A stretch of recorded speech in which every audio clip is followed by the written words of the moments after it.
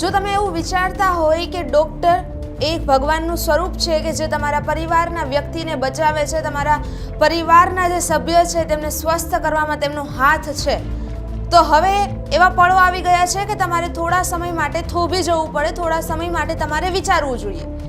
કારણ કે એ વાત સાચી કે બધા ડૉક્ટરોનો સમાવેશ આ કેટેગરીમાં નથી થતો, પરંતુ અત્યારે જેને આપણે ભગવાન માનીએ છીએ તે ડૉક્ટર રાક્ષસનું સ્વરૂપ છે તે લઈ રહ્યો છે.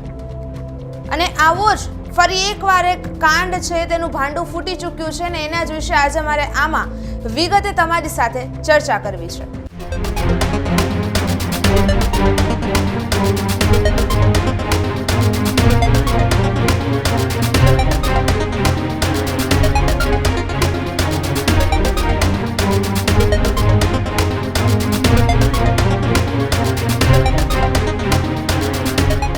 અમદાવાદમાં ખ્યાતિકાંડ જે હોસ્પિટલનો થયો હતો તે અત્યાર સુધી પરિવારની નજરોથી દૂર નથી થયો. ત્યારબાદ જામનગરની જેસીસી હાર્ટ ઇન્સ્ટિટ્યૂટમાં જે થયું તે પણ હજુ સુધી એ પરિવારો ભૂલી નથી શક્યા.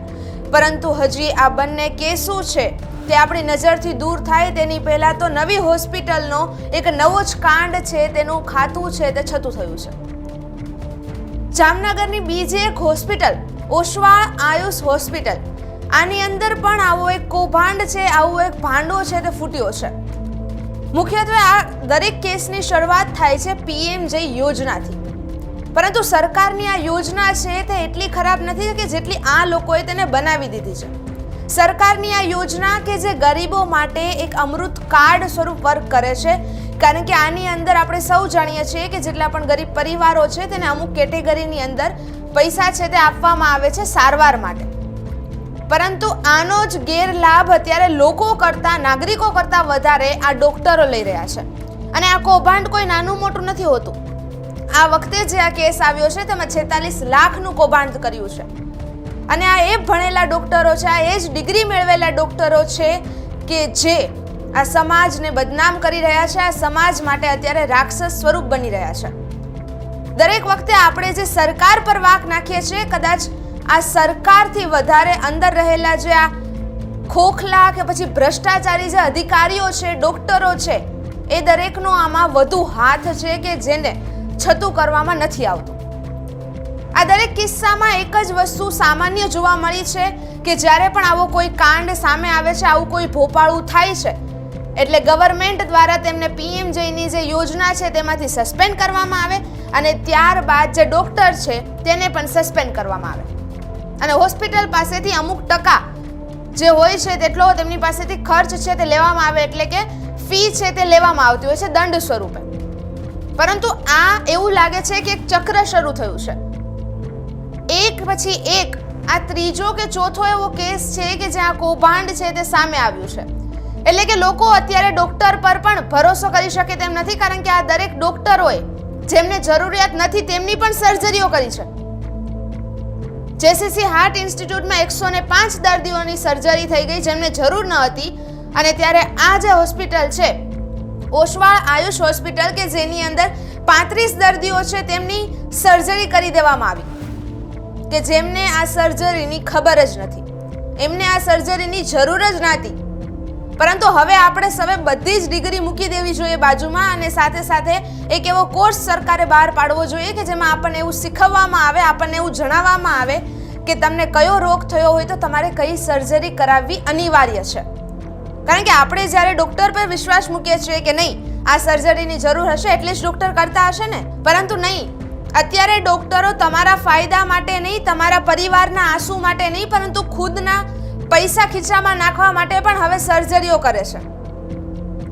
અત્યાર સુધી જો તમે પીએમજેનો રેશિયો જોવા જાઓ તો મધ્યપ્રદેશ, મહારાષ્ટ્ર અને ઉત્તર પ્રદેશ છે તે આમાં સૌથી હાઈપ પર છે કે જ્યાં લોકો છે ત્યાં પીએમજે જે કાર્ડ છે તેનો યુઝ કરે છે, આ યોજનાનો યુઝ કરે છે. અને ગુજરાતનું આમાં કોઈ પણ જગ્યાએ સ્થાન નથી ટોપ 10માં. એની પાછળનું સીધું રીઝન એ છે કારણ કે ગુજરાતમાં આ યોજનાનો લાભ મેળવતા નાગરિકોની સંખ્યા ઓછી છે, પરંતુ આ યોજનાથી ભ્રષ્ટાચાર કરતા આ બેદરકાર ડોક્ટર છે, આ જે હોનહાર ભ્રષ્ટાચારી ડોક્ટર છે તેમને વધુ લાભ થઈ રહ્યો છે. હવે આ ડોક્ટરો વિશે કયા શબ્દો આપણે પ્રયોગ કરવા કે પછી આ ડોક્ટરો છે તેમને આ પરિવારોના આંખના આંસુ કેમ નજરે નથી આવતા તે ખૂબ મોટો પ્રશ્ન છે. અત્યાર સુધી આપણે એવું માનતા આવ્યા છીએ કે ડોક્ટર એ ભગવાનનું એક સ્વરૂપ છે કે જેના પર આપણે વિશ્વાસ મૂકી શકીએ. આપણા પરિવારના કોઈ પણ સભ્ય હોય તેના જીવનો જે મામલો છે, જીવનો જે કિંમત છે તે ડોક્ટર સૌથી વધુ કરી શકે, કારણ કે તેને બચાવવાનો હોય છે. પરંતુ અહીંયા તો સર્જરી જ કામ વગર થઈ જાય છે. અને આ મુદ્દાઓ જ્યારે પણ આવે છે ત્યારે માત્ર એકને એક ચક્ર ફરે છે કે સરકાર છે તેમને સસ્પેન્ડ કરશે અને તેમની પાસેથી દંડ લેવામાં આવશે. પરંતુ જે પરિવારો આનો ભોગ બન્યા છે તેમનું શું? જે લોકોને જરૂર નહોતી તેમને આ સર્જરી કરી દેવામાં આવી તેનું શું? તે વ્યક્તિઓ સાથે શું થશે?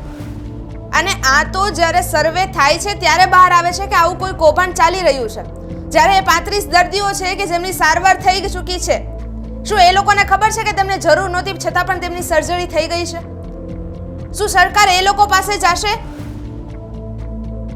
એ દર્દીઓ પાસે જશે અને એમને કહેશે કે તમારી સર્જરીની જરૂર નહોતી પરંતુ આ ડોક્ટરે તમારી સર્જરી છે તે કરી દીધી છે? એ પરિવારો કદાચ હજુ પણ અજાણ હશે કે તેમના જે વ્યક્તિ છે, તેમના ઘરનો જે સભ્ય છે તેને કોઈ પણ સર્જરીની જરૂર હતી કે પછી કેમ. અને અત્યાર સુધી આ જે કેસો છે તે કાર્ડિયોલોજિસ્ટમાં જ વધુ જોવા મળી રહ્યા છે, કારણ કે હાર્ટના પેશન્ટો જે હોય છે તેમને વધુ આ પ્રકારની પરિસ્થિતિનો સામનો કરવો પડે છે. અને સરકારને અને ખાસ કરીને જ્યારે ડોક્ટરોના ખાતામાં સીધા પૈસા જતા હોય અને એ લોકો ભ્રષ્ટાચાર ના કરે તો બીજું તો શું કરવાના? અત્યારે દરેક લોકો એટલા લાલચી છે. હવે મારે વિગતે એ વાત કરવી છે કે જ્યાં ઓસવાળ આયુષ હોસ્પિટલ છે તેમાં એ મહાન અને હોનહાર ડોક્ટર કોણ હતો કે જેને અત્યારે સસ્પેન્ડ કરવામાં આવ્યો છે અને એને અત્યાર સુધીમાં કેટલા દર્દીઓની આ રીતે સારવાર કરી છે. ડોક્ટર શ્રીપદ ભીવાસ્કર નામનો આ ડોક્ટર છે કે જે એટલો હોનહાર છે કે જેણે પૈસા ખીચામાં નાખવા માટે 35 થી વધુ દર્દીઓની જરૂરિયાત વગર જ સર્જરી કરી દીધી. હવે આ સર્જરી થઈ ગયા બાદ પણ તમે એક ઓડિયો ક્લિપ, તમે એક વિડીયો જુઓ કે જે અહીંયા અમે તમને બતાવી રહ્યા છે કે જેમાં હોસ્પિટલનો જે હેડ છે તે એવું કહી રહ્યો છે કે અમે દરેક પુરાવા સાથે સરકાર પાસે જઈશું અને તેમને કહીશું કે અમને આ જે સસ્પેન્ડ થયા છે તે ફરી સસ્પેન્શન અમારું દૂર કરવામાં આવે. અમારી પાસે દરેક પુરાવા છે અને અમે તે ડોક્ટરને પણ સસ્પેન્ડ કરી ચૂક્યા છે. પરંતુ પહેલા તમે ઓડિયો ક્લિપ સાંભળો કે એ શું કહી રહ્યા છે. મારું નામ દેવેન્દ્રસિંહ ઝાલા, સેન્ટ્રેટ તરીકે ઓસવાલ આયુષ હોસ્પિટલ ખાતે ફરજ બજાવું છું. ગઈકાલે બપોરના 12 કલાકે અમને સરકારશ્રીના PMJY યોજના હેઠળ અમને એક મેલ આવેલ કે જેમાં અમને અમારો કાર્ડિયક PMJY યોજના હેઠળ જે કાર્ડિયક ડિપાર્ટમેન્ટ છે એને અને અમારા PMJY યોજના હેઠળ જે કાર્ડિયક ડિપાર્ટમેન્ટમાં જે અમારા ડૉક્ટર છે, ડૉક્ટર શ્રીપાદ ભીવસ્કર એટલે જે કાર્ડિયોલોજિસ્ટ, એમને અને અમારી હોસ્પિટલની કાર્ડિયક વિભાગ બરાબર છે PMJYમાંથી સસ્પેન્ડ કરવાનો અમને એક મેલ આપવામાં આવેલ છે. તો જે અંગે હું જણાવવા માંગીશ કે જે આ મેલ આવેલ છે બરાબર છે, તો આ અંગે જે 35 દર્દીઓ માટેની બરાબર છે જે વાત છે કે તો 35 દર્દીઓની જેમને ક્વેરી આપવામાં આવેલ બરાબર, તો એ 35 દર્દીઓની ક્વેરી અંગેના જે બધા ખુલાસાઓ, એના જવાબો અમે તૈયાર કરેલ છે. એના અધર ડૉક્ટરોના રેફરન્સ અમે તૈયાર કરેલ છે, બુક રેફરન્સ અમે તૈયાર કરેલ છે અને જે અમે સરકારશ્રી તરફ રજૂ કરશું જ્યારે અમને બોલાવશે ત્યારે, અને અમે અમારો પક્ષ રાખીશું અને એવી સરકારશ્રી પાસેથી અપેક્ષા રાખશું કે આ અમારું સસ્પેન્શન છે એ રિવોક કરી નાખે. હા, યસ, આમાં અમને અત્યારે જે કંઈ અમારા જે 35 કેસોની જે રકમ છે તો એનું કેવું છે 3 to 5 ટાઈમ્સ એની પેનલ્ટી હોય છે, જે લગભગ એમને 1 કરોડથી ઉપર જેવી અમને એની પેનલ્ટી આપવામાં આવેલ છે. અને જે કંઈ આ દર્દીઓ માટેની જે વાત છે બરાબર છે, તો દર્દીઓ બધા અત્યારે હેમખેમ છે. દર્દીઓ અત્યારે ડૉક્ટરને ફોલોઅપમાં બતાવવા આવે છે બરાબર છે, કોઈને કંઈ કોઈ તકલીફ નથી અને બધું બરાબર સારી રીતે કામ થયેલું છે.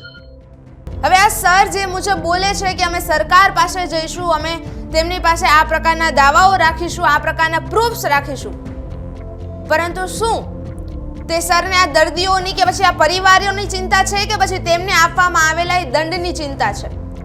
કારણ કે આપણે જાણીએ છીએ કે તેમને 1,28,00,000નો દંડ છે તે ફટકારવામાં આવ્યો છે કે જેમને સરકારને તેઓએ આપવાનો છે. એટલે આ જે ચક્ર છે, આપણે એવી ઉમ્મીદ રાખીએ કે આ ચક્ર ફરતું બંધ થાય અને તેની બદલામાં જે આ પરિવારો છે તેમની સાથે જે થવું જોઈએ, જેમને જરૂર છે તેમની જ સર્જરી કરવામાં આવે. બાકી આગળના સમયમાં એવું થશે કે લોકો આ ડોક્ટરો પર પણ હવે વિશ્વાસ કરવા લાયક નહીં રહે. આ ડોક્ટરો પર પણ હવે આપણે આંખ બંધ કરીને વિશ્વાસ નહીં કરી શકીએ. હવે કદાચ એવો યુગ આવશે કે આપણે જ્યારે હોસ્પિટલમાં જઈશું ને આપણને કોઈ સર્જરી કરવાનું કહેશે તો આપણે પહેલા ક્રોસ વેરીફાઈ કરવું જોશે કે શું હકીકતમાં આની જરૂર છે કે કેમ.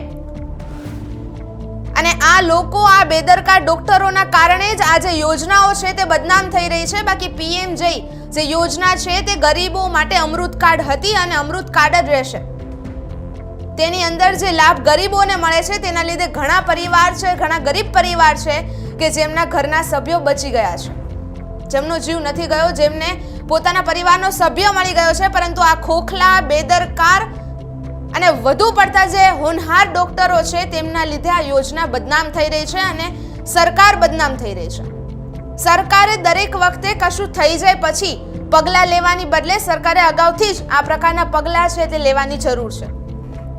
જ્યારે કોઈ આગની ઘટના બને છે ત્યારે પણ એવું થતું હોય છે કે આગ લાગી જાય, કેસ આખો થઈ જાય, લોકોનો મૃત્યુ થઈ જાય, પછી સરકાર છે તે કડક પગલાં લે. અને આ એવો જ બીજો કિસ્સો કે જ્યારે હોસ્પિટલમાં કાંડ થઈ જાય ત્યારબાદ સરકાર છે તે કડક કાર્યવાહી કરે અને લોકોને ચેકિંગ માટે મોકલે. પરંતુ શા માટે સરકાર નિયમિત રીતે આ ચેકિંગ છે તે હાથ નથી ધરતી?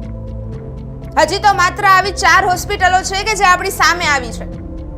હજુ પણ આવી બીજી હોસ્પિટલો હશે કે જ્યાં અત્યારે પણ જ્યારે આપણે આ વાત કરી રહ્યા છે ત્યારે પણ કોઈ એવા દર્દીની જરૂરિયાત વગર સર્જરી છે તે કરવામાં આવતી હશે અને પૈસા છે તે ડોક્ટરના ખિસ્સામાં જતા હશે. આ સમગ્ર વિષય એવો છે કે જેના પર એવું કહી શકાય કે માત્ર સરકારનો જ નહીં પરંતુ અહીંયા અધિકારીઓ જે છે, જે બેદરકાર અને ભ્રષ્ટાચારી છે, તેઓ આ તંત્રને ખોખલું બનાવે છે અને આવી યોજનાઓને બદનામ કરે છે. આ સમગ્ર વિષય પર માત્ર એટલું જ કહેવાનું રહ્યું કે ડોક્ટરો કદાચ પૈસા ખિસ્સામાં ઓછા નાખશે પરંતુ આ પરિવારોની આંખોના આંસુ જોશે ને તો તે વધુ અસર કરશે. કારણ કે પૈસા કરતાં વધારે આપણા ભારત દેશમાં માનવતાને માનવામાં આવે છે.